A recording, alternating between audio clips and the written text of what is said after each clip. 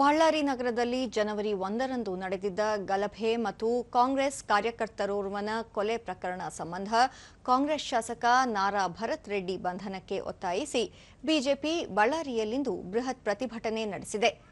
BJP ರಾಜ್ಯಾಧ್ಯಕ್ಷ B Y Vijayendra, ವಿಧಾನಸಭೆಯ ವಿರೋಧ ಪಕ್ಷದ ನಾಯಕ ಆರ್ ಅಶೋಕ, ವಿಧಾನ ಪರಿಷತ್ ವಿರೋಧ ಪಕ್ಷದ ನಾಯಕ ಛಲವಾದಿ ನಾರಾಯಣಸ್ವಾಮಿ, ಮಾಜಿ ಸಚಿವರಾದ ಜನಾರ್ದನ ರೆಡ್ಡಿ, ಶ್ರೀರಾಮುಲು, ರೇಣುಕಾಚಾರ್ಯ, ಸಂಸದರಾದ ಗೋವಿಂದ ಕಾರಜೋಳ, ಶೇಖರ ರೆಡ್ಡಿ ಸೇರಿದಂತೆ ಮತ್ತಿತರ ನಾಯಕರು ಭಾಗವಹಿಸಿದ್ದರು. ಬಳ್ಳಾರಿಯ ಗಲಭೆ ಪ್ರಕರಣವನ್ನು ಸಿಬಿಐ ತನಿಖೆಗೆ ವಹಿಸಬೇಕು ಎಂದು ಇದೇ ಸಂದರ್ಭದಲ್ಲಿ ಒತ್ತಾಯಿಸಲಾಯಿತು.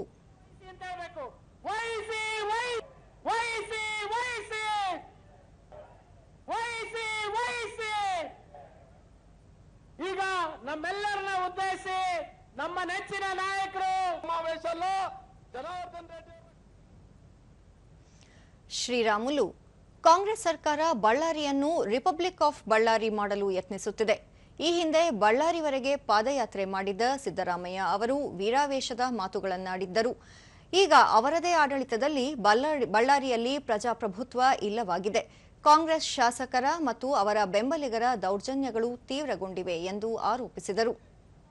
ಹೊಸ ವರ್ಷಕ್ಕೆ ಪ್ರವೇಶ ಮಾಡುವಂತ ಸಂದರ್ಭದಲ್ಲಿ ಎಲ್ಲರಿಗೂ ಖುಷಿಯಿಂದ 2025ನೇ ಇಶ್ಯೂ ಮುಗಿತು, 26ನೇ ಇಶ್ಯೂಗೆ ಬರಮಾಡ್ಕೊಂತ ಇದೀವಿ.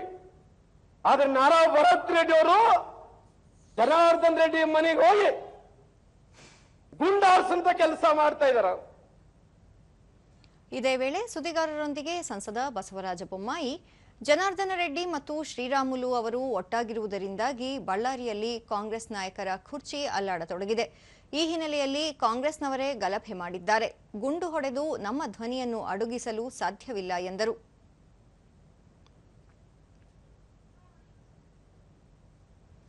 ಬಿಜೆಪಿ ರಾಜ್ಯಾಧ್ಯಕ್ಷ ಬಿವೈ ವಿಜಯೇಂದ್ರ, ಕಾಂಗ್ರೆಸ್ ಮುಖಂಡರೇ ಗುಂಡು ಹಾರಿಸಿ ರಾಜಶೇಖರ್ ಅವರನ್ನು ಹತ್ಯೆ ಮಾಡಿದ್ದಾರೆ. ಬಿಜೆಪಿಯ ನಾಯಕರು ಆತನ ಕುಟುಂಬ ಸದಸ್ಯರನ್ನು ಭೇಟಿ ಮಾಡಿ ನೆರವು ನೀಡುವ ಪ್ರಯತ್ನ ಮಾಡಿದ್ದೇವೆ ಎಂದು ಹೇಳಿದರು.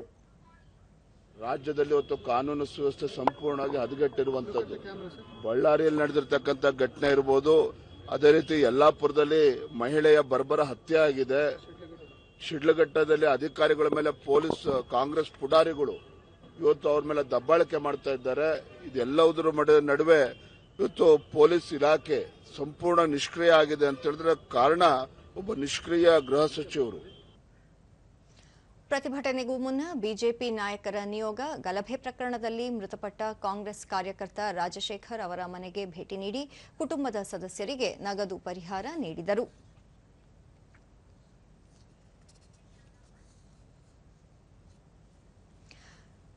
ಗಲಭೆ ಪ್ರಕರಣ ಕುರಿತು ಇನ್ನೂ ಹೆಚ್ಚಿನ ಮಾಹಿತಿ ನೀಡಲು ಇವತ್ತು ನಮ್ಮೊಂದಿಗಿದ್ದಾರೆ ನಮ್ಮ ದೂರದರ್ಶನ ಪ್ರತಿನಿಧಿ ಜ್ಯೋತಿ.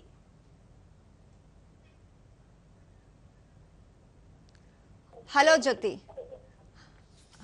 ಕೇಳಿಸ್ತಾ ಇದೆಯಾ? ಜ್ಯೋತಿ, ಪ್ರತಿಭಟನೆಯಲ್ಲಿ ಭಾಗವಹಿಸಿದ ಬಿಜೆಪಿ ನಾಯಕರ ಒತ್ತಾಯಗಳೇನು?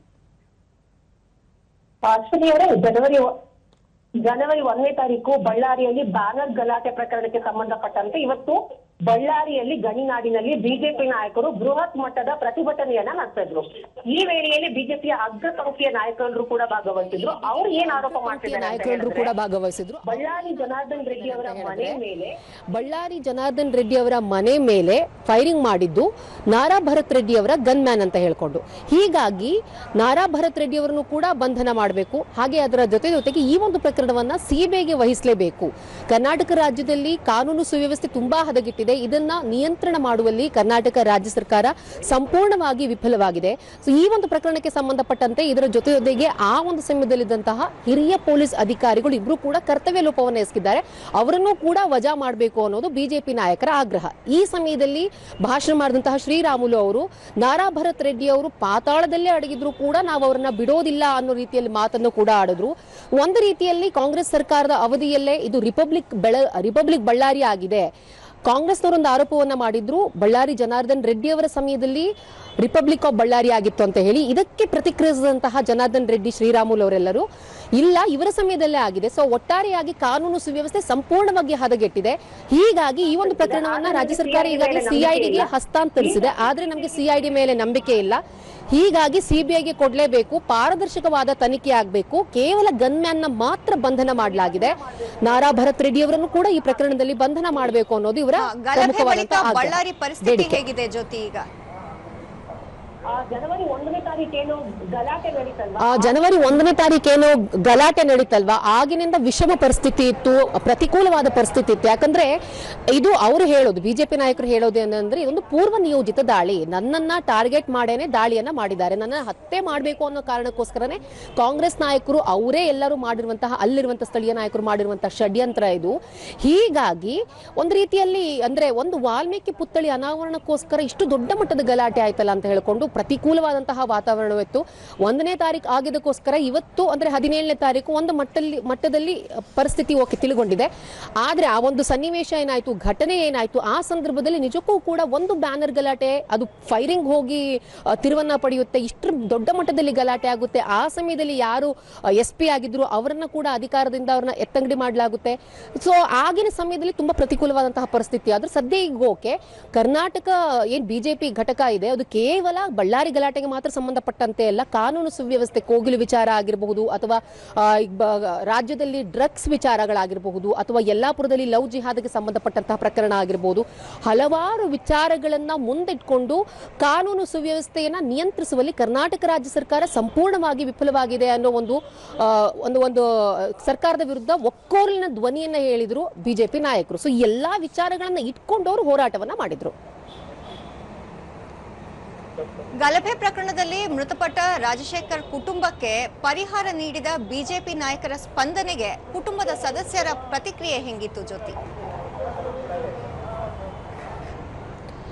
ಇವತ್ತು ಪ್ರಾರಂಭದಲ್ಲಿ ಏನು ಅಂತ ಹೇಳಿದ್ರೆ BY ವಿಜಯೇಂದ್ರ ಅವರು ದೇವಸ್ಥಾನಕ್ಕೆ ಬಂದು ದೇವಿಗೆ ಪೂಜೆಯನ್ನ ಸಲ್ಲಿಸಿ, ಎಲ್ಲಾ ನಾಯಕರು ವಿಜಯೇಂದ್ರ, ಆರ್ ಅಶೋಕ್, ಚಲವಾದಿ ನಾರಾಯಣ ಸ್ವಾಮಿ ಇವರೆಲ್ಲರೂ ಕೂಡ ಬಂದು ದೇವಿಗೆ ಪೂಜೆಯನ್ನ ಸಲ್ಲಿಸಿದ್ರು. ತದನಂತರ ಈ ಒಂದು ಗಲಭೆ ಪ್ರಕರಣದಲ್ಲಿ ಯಾರು ಹತನಾಗಿದ್ರಲ್ವಾ ಕಾಂಗ್ರೆಸ್ ಕಾರ್ಯಕರ್ತ ರಾಜಶೇಖರ್, ಅವರ ಮನೆಗೆ ಹೋಗಿ BY ವಿಜಯೇಂದ್ರ ಸೇರಿದಂತೆ ಆರ್ ಅಶೋಕ್ ನಾಯಕರೆಲ್ಲ ಹೋಗಿ ಅವರ ಮನೆಗೆ ಭೇಟಿಯನ್ನ ಇತ್ತರು, ಹಾಗೇನೆ ಪರಿಹಾರವನ್ನ ಕೂಡ ಕೊಟ್ಟರು. ಈ ಸಂದರ್ಭದಲ್ಲಿ ಅವರ ಕುಟುಂಬ ಹೇಳಿದ್ದೇನು ಅಂತ ಹೇಳಿದ್ರೆ, ಅದನ್ನ ಬಿಜೆಪಿ ನಾಯಕರು ವೇದಿಕೆಯಲ್ಲಿ ಹೇಳಿದ್ದೇನು ಅಂತ ಹೇಳಿದ್ರೆ, ಕಾಂಗ್ರೆಸ್ ಅದಕ್ಕೆ ಕಾರಣ, ನಮ್ಮ ಮಗ ಹತನಾಗೋದಕ್ಕೆ ಕಾಂಗ್ರೆಸ್ ಅಲ್ಲಿ ಗನ್ಮ್ಯಾನ್ ಯಾರು ಫೈರಿಂಗ್ ಮಾಡಿದ್ರು ಅವರೇ ಕಾರಣ ಅಂತ ಹೇಳ್ಕೊಂಡು ಅವರು ಹೇಳಿದ್ದಾರೆ ಅಂತ ಹೇಳಿ ಬಿಜೆಪಿ ನಾಯಕರು ಈ ಮಾತನ್ನ ಹೇಳಿದ್ರು. ಒಂದು ನಿಟ್ಟಿನಲ್ಲಿ ನೋಡೋದಾದ್ರೆ ಒಂದು ರೀತಿಯಲ್ಲಿ ಉತ್ತಮ ಸ್ಪಂದನೆ ಸಿಕ್ಕಿದೆ. ಅಂದ್ರೆ ಬಿಜೆಪಿ ನಾಯಕರು ಹೋಗಿ ಅವ್ರನ್ನ ಭೇಟಿ ಆದ್ರಲ್ವಾ, ಆ ಒಂದು ನಿಟ್ಟಿನಲ್ಲಿ ನೋಡೋದಾದ್ರೆ ರಾಜಶೇಖರ್ ಕುಟುಂಬದವರು ಬಿಜೆಪಿ ನಾಯಕರಿಗೆ ಒಂದು ಉತ್ತಮ ರೀತಿಯಲ್ಲಿ ಸ್ಪಂದನೆ ಮಾಡಿದ ಹಾಗೆ ಕಂಡು ಬರ್ತಾ ಇದೆ. ಸೊ ಅಂದ್ರೆ ಕೇವಲ ಬಳ್ಳಾರಿ ಗಲಭೆ ಪ್ರಕರಣ ಮಾತ್ರ ಅಲ್ಲ, ನಾನು ಆಗ್ಲೇ ಹೇಳಿದಂತೆ ಪ್ರತಿಯೊಂದು ವಿಚಾರವನ್ನ ಇಟ್ಕೊಂಡು ಕಾನೂನು ಸುವ್ಯವಸ್ಥೆ ಸಂಪೂರ್ಣವಾಗಿ ಹದಗೆಟ್ಟಿದೆ. ಪ್ರತಿಯೊಂದು ವಿಚಾರದಲ್ಲೂ ಕೂಡ ಸಿದ್ದರಾಮಯ್ಯ ಸರ್ಕಾರ ಸಂಪೂರ್ಣವಾಗಿ ಫೇಲ್ಯೂರ್ ಆಗಿದೆ ಅಂತ ಹೇಳೋದು ಬಿಜೆಪಿ ನಾಯಕರ ಆಗ್ರಹ. ತಮ್ಮೆಲ್ಲ ಮಾಹಿತಿಗಾಗಿ ಧನ್ಯವಾದಗಳು ಜ್ಯೋತಿ.